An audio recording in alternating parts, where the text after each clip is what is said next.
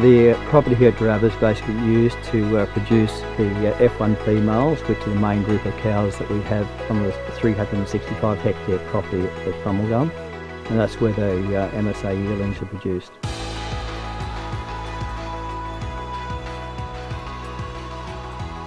The main group of cows are half-bred Brahmans, and Brahmans are very intelligent. They can be trained to draft off from their calves just without a problem. They get mustered by going to the paddock and calling out, and they run to the front gate. And when the yearlings are ready to go to the abattoir, they're in a yard, they're getting their grain ration, a bit of hay, and they're chewing the cud while they're in the pound ready to go up to the truck. What Tom's doing really well is he's really focused on making sure he has an animal that suits his environment. You can see that with what he's doing by having a combination of using cows that fit into his property, but then using a terminal sire as well to get those MSA yearlings. I use genetics to get better outcomes because with the landscape we have and the climatic conditions we have, it's very half-bred Brahman cows are very functional. So I use Brahman bulls over Murray Grey Friesian cross cows. With the Murray Greys, I look for conformation, growth rate, muscularity and temperament.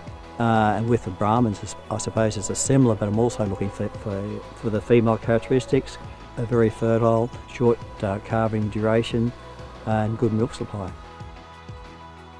By looking at his grading data, we can see that Tom has had an average MSA index of around 63.15, and out of all the animals he's consigned in the last 2 years, he's also had 100% MSA compliance.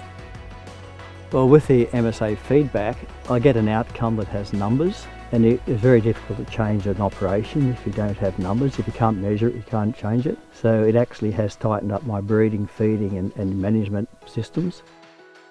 So you can tell he's been focusing on genetic selection, particularly looking at picking bulls for some of those female and fertility traits for his cows, but also by using a terminal sire, he's been able to focus in on those carcass traits such as intramuscular fat, fat coverage, and also looking at his weight for age traits like 200, 400 day weights.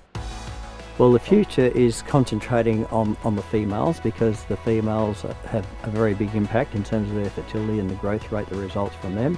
I've purchased one, I'm going to purchase a second Angus bull with very good female characteristics, and I believe that the Angus cow bred from the Murray Grey Friesian cross will be a cow more able to cope with her environment than the half-bred Friesian cows.